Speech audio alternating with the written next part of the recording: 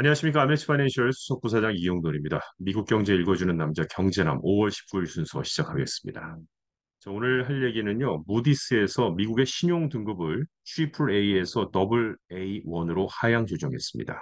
레이 달리오는 미국 국채 위험이 무디스의 평가보다 훨씬 크다라고 경고를 했습니다. 자, 그러면은 무디스의 신용 등급 강등이 우리에게는 어떻게 영향을 미치는지도 좀 알아봐야 되겠죠. 중국이 미국의 화웨이 반도체 경고에 강력하게 반발하고 있습니다. 중국의 반발이 생각보다 더 셉니다. 모든 분야에서. 트럼프 대통령이 월마트에다가 관세를 당신들이 직접 부담하라 경고했습니다. 즉, 가격 올리지 말고 그 관세 니네들이 분담해라고 경고를 했습니다. 펜스 전 부통령께서는 카타르의 4억 달러 전용기 선물에 받는 것이 좋지 않은 발상이다라고 얘기를 했고요. 오늘 월요일 미국 증시 살짝 주춤했는데요. 국제신용평가사 무디스가 미국의 신용 등급을 한 단계 낮춘 것이 영향을 미쳤습니다. 먼저 주요 지수 흐름 좀 살펴보면 다우가 사실 살짝 떨어졌다가 다시 조금 올라간 상태고요. S&P 500이 하락했고 나스닥도 하락을 했습니다. 앞서 말씀드렸듯이 무디스는 미국의 신용 등급을 최고 등급인 트리플 A에서 더블 A1으로 하향 조정을 했습니다. 그 이유로는 연방 정부의 커져가는 재정 적자와 높은 금리 상황에서의 부채 상환 부담을 꼽았는데요. 이 소식이 전해지면서 국채 수익률이 급등했습니다. 그럼 왜 국채 수익률이 오르는지 한번 조금 알기 쉽게 말씀드릴게요. 신용 등급이 하락했다라는 것은 더 높은 위험을 갖게 되는 거잖아요. 그러니까 투자자들이 더 위험한 자산에는 더 많은 수익을 원하는 거죠. 신용 등급이 하락했으니까 국채가 더 위험한 자산이니까 수익을 더 원합니다. 그러니까 미국 국채에다가 투자하려면 더 높은 이자를 달라. 그러니까 국채에다가 이자를 올릴 수밖에 없는 거죠. 그러니까 수익률이 올라가는 겁니다.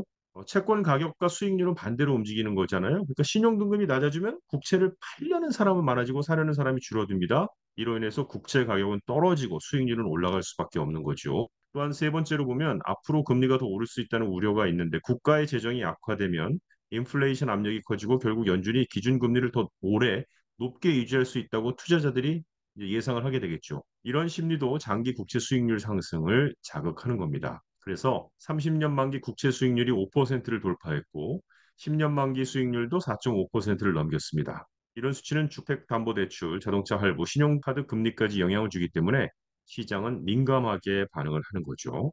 특히 기술주가 타격을 받았는데요. 팔란티어는 2%, 테슬라 3%, 애플 2% 오늘 하락했습니다. 다행히 장 초반 300포인트 가까이 하락했던 다우 선물 지수는 장중 낙폭을 대부분 회복을 했고요. 투자 분석가에 따르면 무디스의 발표는 모두가 이미 알고 있던 내용이며 이번 하락은 시장이 잠깐 숨고르기를 한 셈이라고 평가했습니다. 한편 지난주에 미국과 중국이 일시적인 관세 인하에 합의하면서 증시가 크게 반등을 했었죠. 자, 근데 향후 증시의 핵심 변수는 두 가지입니다. 추가적인 미중 무역 협정이 얼마나 더 진전될 것인가. 둘째로는 고금리 상황이 투자 심리를 얼마나 더 위축시킬까인 것입니다.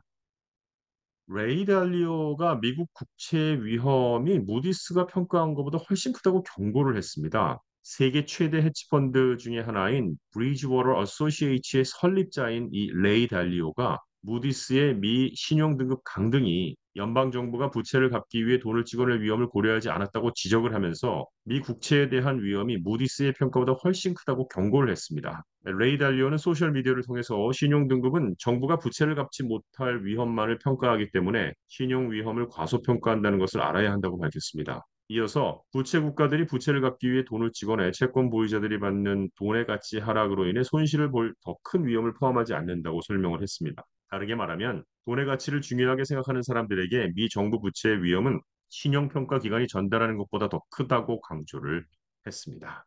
자, 그런데 이 무디스가 신용등급 강등을 했어요. 그게 우리한테는 어떤 영향을 미치는지 좀 직접적으로 살짝 알아보면요. 소비자들의 차입 비용 상승을 야기할 수 있다는 겁니다. 그러니까 신용카드 주도, 주택담보대출, 자동차 대출까지 우리의 지갑에 이런 영향을 미칠 텐데 어떤 영향이냐? 일단 무디스의 신용등급 하향 조정은 채권 가격에 즉각적인 압력을 가해서 월요일 아침 채권 수익률을 상승시켰습니다. 30년 만기 미 국채 수익률은 5%를 넘어섰고 10년 만기 국채 수익률은 4.5%를 상회했고요. 또 소비자 대출 금리 영향인데요. 국채 금리는 30년 고정 주택담보대출과 같은 광범위한 소비자 대출 금리에 영향을 미치고 어느 정도 자동차 대출과 신용카드 금리에도 영향을 줍니다. 또 웰스파르고의 투자연구소의 글로벌 채권 전략 책임자인 브라이언 레흘링은 소비자에게 미치는 영향을 피하기는 정말 어렵다고 말했습니다. 무디스가 강등한 이유를 보면요. 지난 금요일 미국의 국가신용등급을 최고 등급인 트리플A에서 AA1으로 한 단계 낮추면서 연방정부 재정 적자 증가 부담을 이유로 들었습니다. 릴라이언스 월스 매니지먼트의 설립자인 아이보리 존스는 국가의 신용 위협이 커지면 채권자들이 더 높은 이자율로 보상을 요구하기 때문에 신용 등급 하락은 차입 비용 증가로 이어질 것이라고 설명했습니다. 또한 높은 이자 비용으로 어려움을 겪는 미국인들은 무디스의 등급 강등으로 인해 당분간 큰 안도를 얻기 어려울 것으로 보이고요. 애틀랜티의 연준 총재 라파엘 보스틱은 인플레이션 압력과 잠재적인 경기 침체 우려 사이에서 균형을 맞추려 하면서 올해 금리 인하를 한 번만 예상한다고 밝혔습니다. 제롬 파웰 연준 의장 또한 최근 관세가 성장 둔화와 인플레이션 상승을 이야기하면서 이전에 예상했던 것보다 기준금리 인하를 더 어렵게 만들 수 있다고 언급했습니다. 중국이 미국의 화웨이 반도체 경고에 강력 반발했습니다. 중국 정부는 미국이 최근 자국산 반도체, 특히 화웨이 아센드 칩 사용에 대한 경고를 발표한 것과 관련해서 양국이 스위스 제네바에서 합의한 1차 무역 협정을 훼손했다고 비판했습니다. 중국 상무부 대변인은 미국의 일방적인 행동을 고집하고 중국의 이익을 심각하게 훼손한다면 중국은 정당한 권익을 지키기 위해 단호한 조치를 취할 것이라고 경고했습니다. 이어서 미 상무부의 지침은 차별적이고 시장을 왜곡하는 행위라고 하며 미국이 잘못된 조치를 즉시 시정하고 중국에 대한 차별을 중단할 것을 요구한다고 밝혔는데요. 이에 대해서 백악관은 어떤 논평을 하지는 않고 있는 상황입니다. 중국과의 관계가 앞으로 시장에 영향을 미칠 것이라는 말씀을 앞서 드렸는데 사실 긴장감이 계속해서 이어지고 있는 상황입니다. 도널드 트럼프 대통령이 월마트의 관세로 인한 가격 인상 계획을 철회하고 관세 부담을 직접 떠안으라고 공개적으로 압박을 했습니다. 이런 것은 월마트가 트럼프 행정부의 수입 관세 정책으로 인해 소비자 가격 인상이 불가피하다고 경고를 한 것에 따른 겁니다. 지금 핵심 내용만 보면은 월마트가 경고를 했어요. 소비자에게 부담이 될 수 있다고. 그러니까 트럼프 대통령은 소셜 미디어에서 가격 인상 원인을 관세 탓으로 돌리는 것을 비난했습니다. 월마트와 중국이 관세 부담을 직접 떠안고 소비자에게 추가 비용을 전가하지 말라고 주장을 했습니다. 근데 월마트의 입장은 가능한 한 낮은 가격을 유지하기 노력하지만 소매 마진이 낮은 현실을 고려해서 그렇게 해서 가격을 최대한 낮게 유지할 것이라고 밝혔고요. 공급업체와 협력해서 가격을 최대한 낮게 유지하려고 한다고 했습니다. 그런데 다른 기업들 상황을 보면 마이크로소프트, 마텔, 포드 등 다른 기업들도 관세로 인한 가격 인상 또는 가격 인상 가능성을 경고하고 있습니다. 월마트 주가 금요일에 좀 상승했다가 오늘은 하락한 상태입니다. 끝으로 펜스 전 부통령이 카타르에서 4억 달러 전용기 선물을 한다는 것에 좋지 않은 발상이라고 경고를 했는데요.